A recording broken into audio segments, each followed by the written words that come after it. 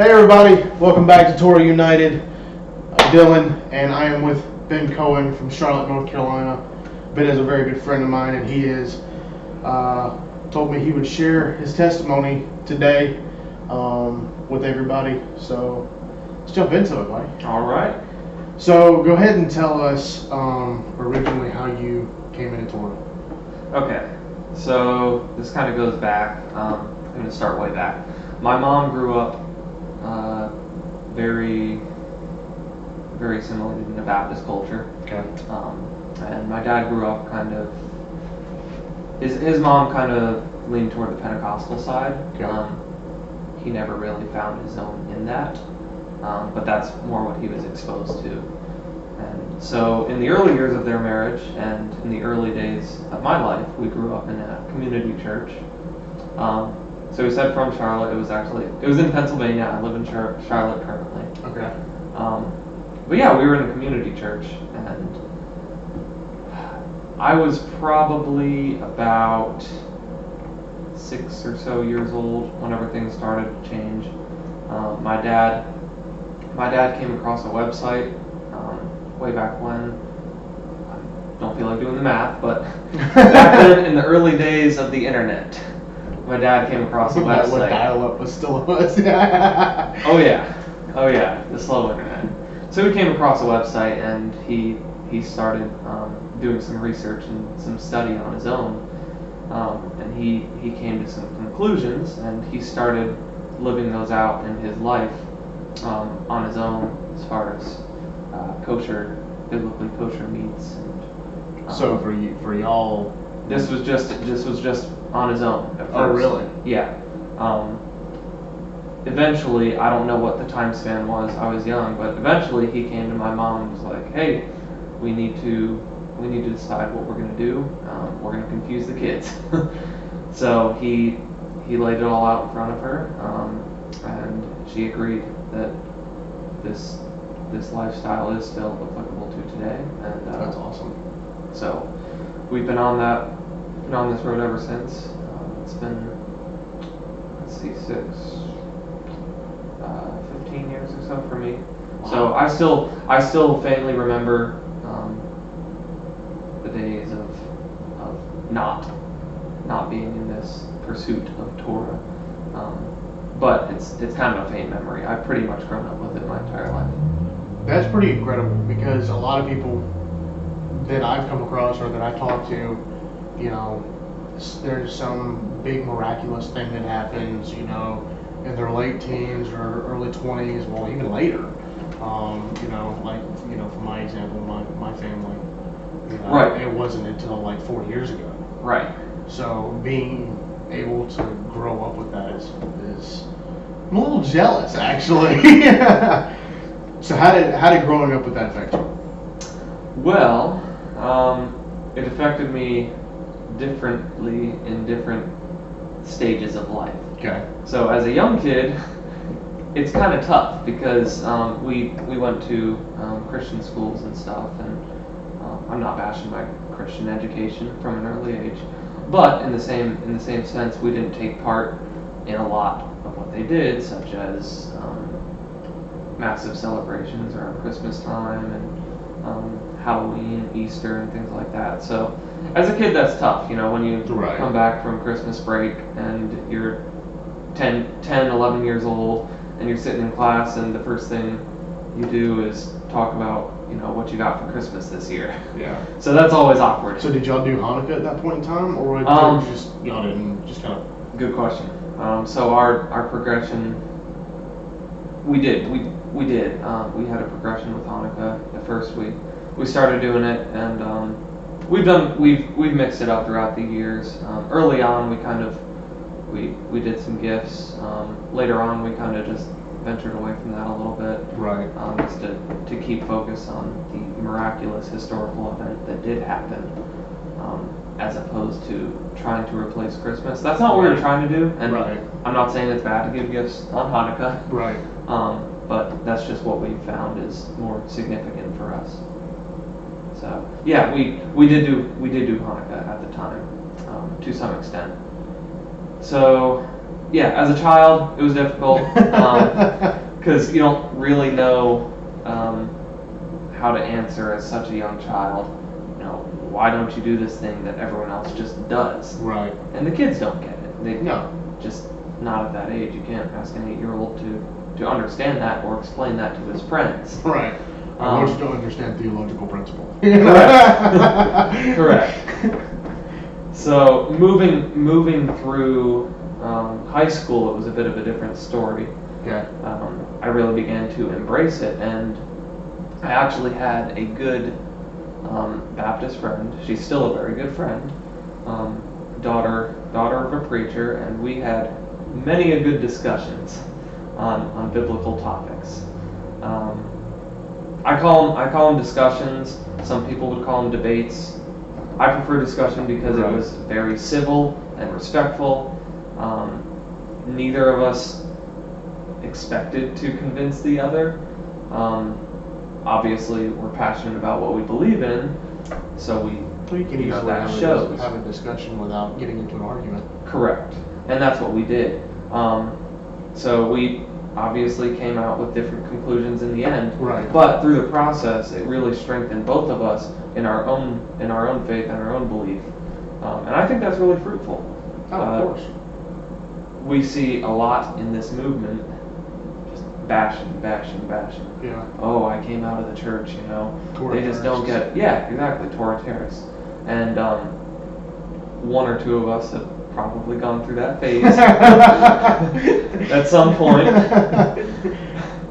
But it hopefully should be a passing phase because there is a lot in Christianity that is to be gleaned from and respected. So we can learn from them just like they can learn from us, and there needs to be a level of respect there. So that was going through high school. So early on, it's kind of tough. You don't really know what you're doing. You know, you just know you're different from everybody else. Going through high school, at least for me, I began to embrace it because I had to dive into it and ask myself, why do I believe these things? Right. It kind of became my own. Well, I see. Go ahead. Up to that point, it was just, you know, my parents instructing us and teaching us, which is great, but I didn't necessarily have to defend it myself. So that experience with my classmate in high school allowed me to dive into it. Yeah. Well, I find that interesting that you bring that up because an interview I did a little while ago with Ryan Cribbs, he even made mention that eventually one of two things is going to happen. Either you're going to adopt your parents' beliefs or you're going to establish your own. Yes. And, you know, that's cool that you realized, okay, I got to study to make sure what I actually believe. Correct. So how has going from your teens to your 20s? Yes. So obviously throughout high school you have your close friends and everything like that. Right. You graduate high school, some people go to college, some don't, but either way, you might, depending on if you leave the area, if you go to a new area, you'll establish a new friend group and possibly a new identity. I wouldn't say I established a new identity, but I was able to live out things with a lot more boldness than I had in the past. Maybe not a good thing that I was per se holding back, but it just allows you to really evaluate, okay, you know, you never get a second chance to make a first impression. So when you meet new people and you're in a new area, you can establish a precedence right from the beginning. Right. So in college, it really just got easier because, you know, it's how people met me, and they knew me that way, and coming off just from of a being strong observant. Yeah, exactly. Well, just through casual conversation, things like that. So just them asking about you allowed them to define you or understand you more. Is that what you're saying? Yes. Okay. Absolutely. I hung around a lot a lot of Christian crowds in college, in tech school. So whenever topics would come up, I would discuss it freely. And we had mature adult conversations about it. And I maintain those friendships, and they're very fruitful and beneficial friendships. That's awesome. So now I'm kind of out of college, and I've graduated from that aspect of college, Right. doing online school, working full time, and now I have a congregation that I'm a part of. I didn't really have that in college. Kind of bouncing around a little bit. Yeah, just Because that's where we met. exactly. So the area doesn't have a very organized congregation that I really fit into, at least. So now I'm in a new area. They have a congregation that I'm very pleased with. Founded in Truth. If anyone doesn't know them, A little plug in there. For right. You can go look them up on YouTube. They have a YouTube channel. So really, surrounding yourself with like-minded believers is wonderful. It's a big encouragement. It's not the only type of people you should surround yourselves with. I agree. But I along with you, I think it's a necessity. Yes. Because we can't do this alone. Correct. Having a strong foundation is imperative. It is, and So, I have seen people walk away from it who don't have that community and that fellowship. I don't know if it's because of that they walked away, right. but it certainly helps to have that. I'm really glad you found your fellowship and were able to have somewhere to go in July. Yes. All right, so let's move on. Was there any significant event in your life, whether obviously there wasn't a whole lot of pre-Torah, so Right. Was there any really significant event in your life that really affected you? Like, I guess it was either that strengthened your relationship with the Father, that made you want to dig more, that was just an eye-opening experience, you know, all of the above. Okay. If not, that's okay. I was just Right. I'd say the closest thing to that was really my discussions with my friend in high school. okay.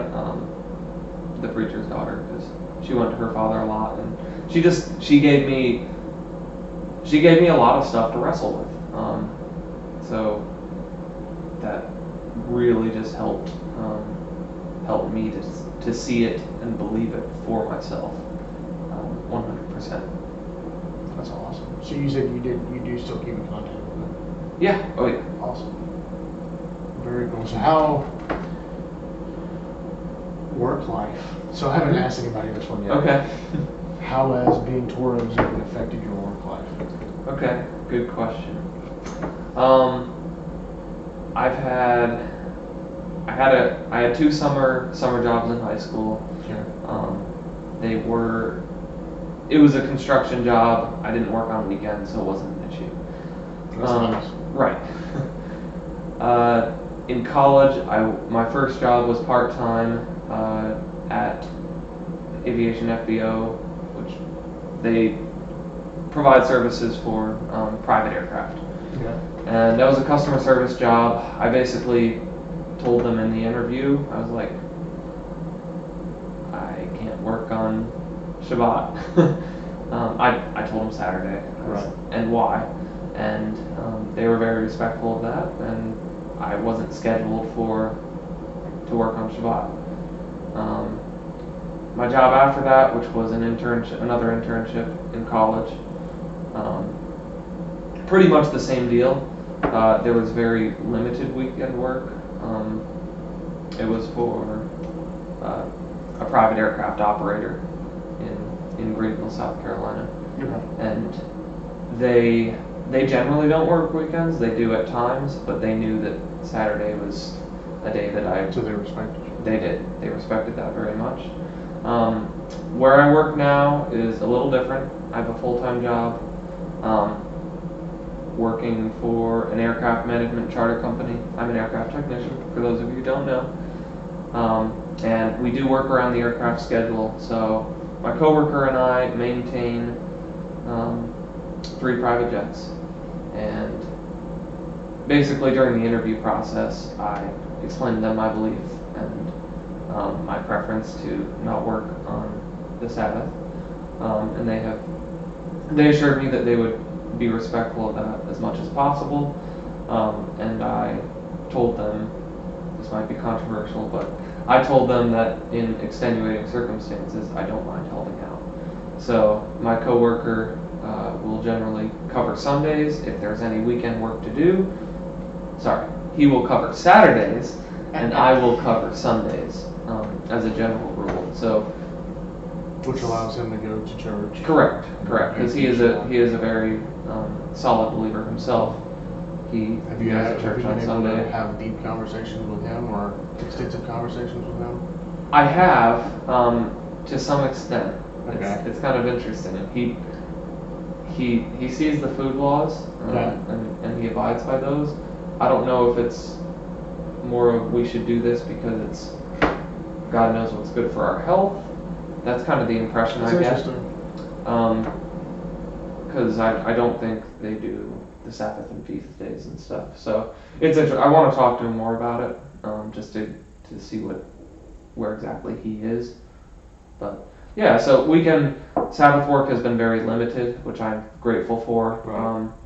However, I will admit that there have been times when I've had to work on Shabbat. I don't like it, but it's a reality of the world we live in today.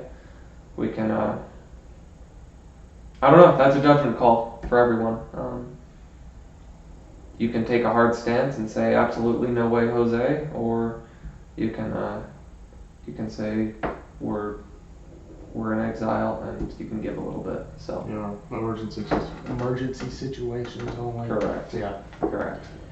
We'll let each individual decide that. Right. Not be. Well, see, that's the point of this channel is, there's, controversial topics, really everything's kind of even playing field because, there are people that I have interviewed or have been on this channel that, they have different beliefs than other people, Right. Some say Yahuwah, some say Yeshua, some say Yahweh, it really, to an extent it doesn't really matter as long as, you stick with it to the best of your abilities. Right. So, it's awesome, dude.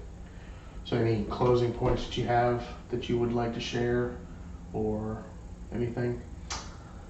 Well, putting you on the spot. Yeah. Yeah. Sorry. No, that's fine. I feel like there is something to share. Okay. And you and I have had discussions on this. Oh boy. Many a discussion on this. And this isn't necessarily directly related to Torah, but it is a part of my testimony. Okay. And that is, there is a sin in the believing community that is very seldom talked about and very seldom addressed, and that is pornography. Yeah. And pornography is something that I was addicted to for years. So I think this is applicable to the conversation. Mm-hmm. And I've struggled with it myself. Correct. So for those of you who are oblivious, I guess you can take your children out now. I think you already stepped over that line. Right. So if this is too much for your children, you can plug their ears or turn it off. But anyway, and come back later. Pornography is rampant in the believing community. For those of you who don't know, it's everywhere. It's literally everywhere, and I make a point to try to talk to those who are close to me and believers about it, because chances are, guys, of course, girls can have their own discussions, right? On their own little day. But anyway, with guys, I try to talk to them and just get a baseline of where they are, because it's something that's kind of, I don't know if it's purposefully avoided or just avoided because it's thought to be awkward, but it's a problem, and most people have dealt with it. Mm-hmm. To some degree or another, yeah. To some degree or another, most people have struggled with it. Guys, I'm speaking in reference to guys.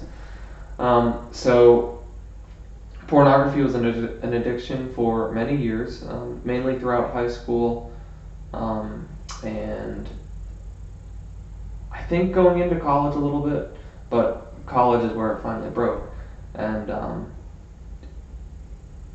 it's a battle. I want this to kind of be an encouragement for those of you who are still struggling with it. I don't have a special formula to break that addiction. I don't know if there is a special formula. However, I assure you that if you are intent and want to quit, you can. And I'm a big proponent of if you will put forth the effort, I think the Father will meet you halfway. I don't know. For me, it wasn't this overnight event where I no longer had the addiction or the urge. It's a process. It is a process. It's a very long process. It's a long process. It's a roller coaster ride. Hills That and is valleys. not a fun roller coaster ride. No, it's not. It's full of hills and valleys. But guys, there is light at the end of the tunnel. We do serve a forgiving God. Thank you. Thankfully. Yes. And guys, there are many sins that we struggle with. Some would struggle with pride. Many of us struggle with pride. But I'd like to see more. You asked for ending comments and stuff. I'd like to see more open communication about taboo topics. In this movement, in Christianity in general, amongst all the believers who believe in the God of Abraham, Isaac, and Jacob, I'd like to see us talk about things that aren't correct to talk about. They don't want to talk Yeah. about it. So, kind of adding to your point, another little plug. You plugged it. You did your plug for your fellowship that you went through.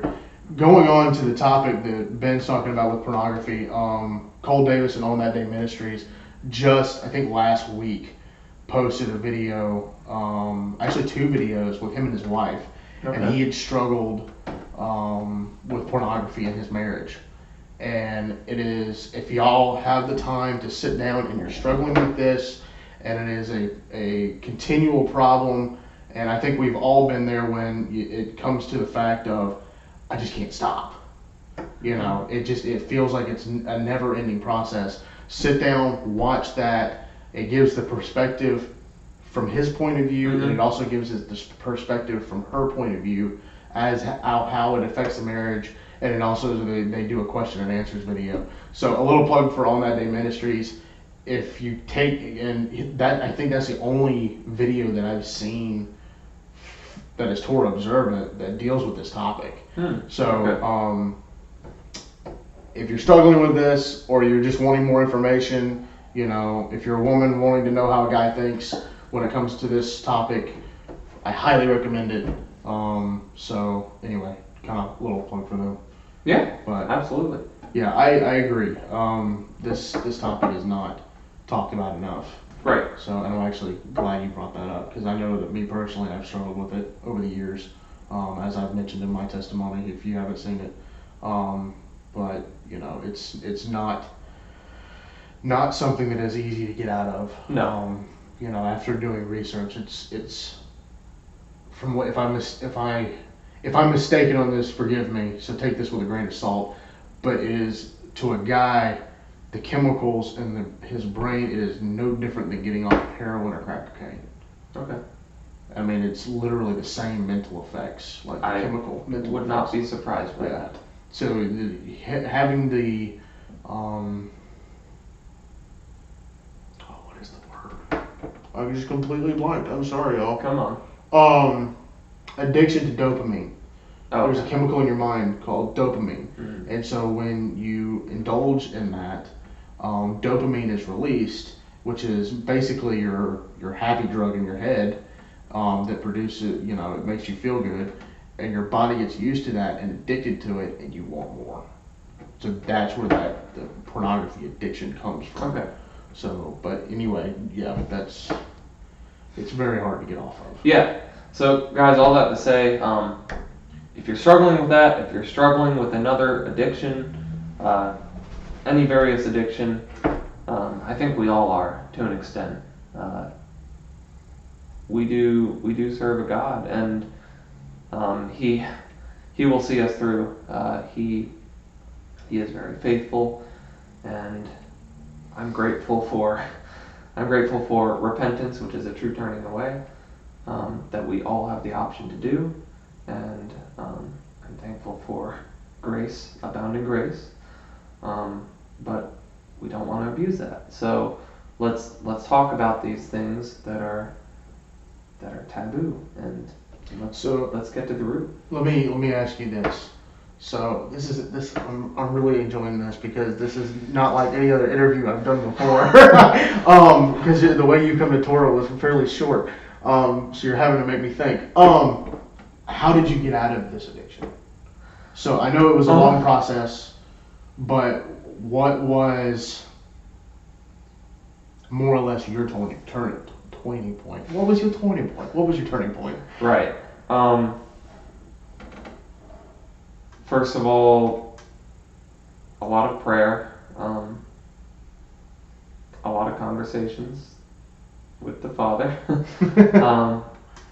and like I said, it wasn't poof, it's gone. Right. But I think one key component is getting so sick of it and disgusted with it, and disgusted with yourself for praying the same prayer of, I'm sorry, I won't do it again. I'm sorry, I won't do it again. It sounds like a broken record. Exactly. Yeah. Exactly. And guys, it's just like any other addiction. When people say they want to quit smoking, it's always countered with, do you want to quit? You have to want to quit. So I reached a point where I really wanted to quit, and that's not to take away from the miraculous event that it was, because I do think it was miraculous. I don't think, I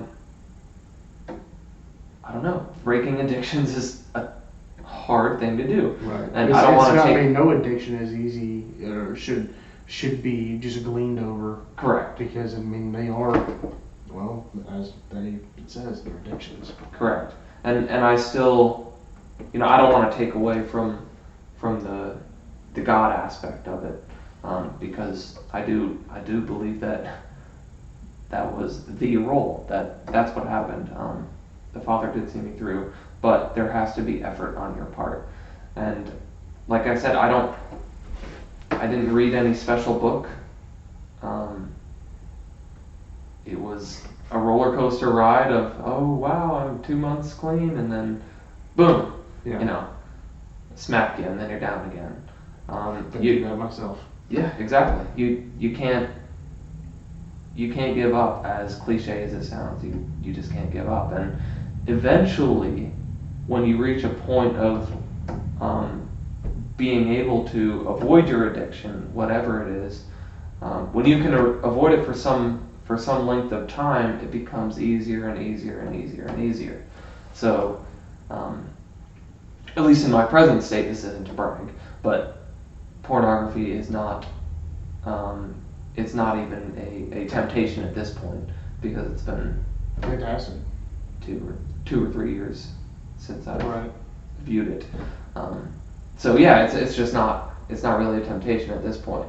Now if I were, God forbid, somehow to see something that would trigger that. Right. It's just, yeah, it takes one instance. Correct. So I'm just rambling on now. Well, I'm grateful you opened up, and I'm grateful you did do that closing point, because that's something that hasn't been brought up before. And it's, as we said before, it's something that hasn't been talked about very much. So thank you for that. Absolutely. Thank y'all, and appreciate you watching, and appreciate you being on today, buddy. Yeah, man. So shalom, y'all. Hey, y'all have a good one. See ya. Make sure to like and subscribe, and share this video if you liked it. Check out the other videos on Torah United. There will be more videos coming soon. Thank y'all. Shalom.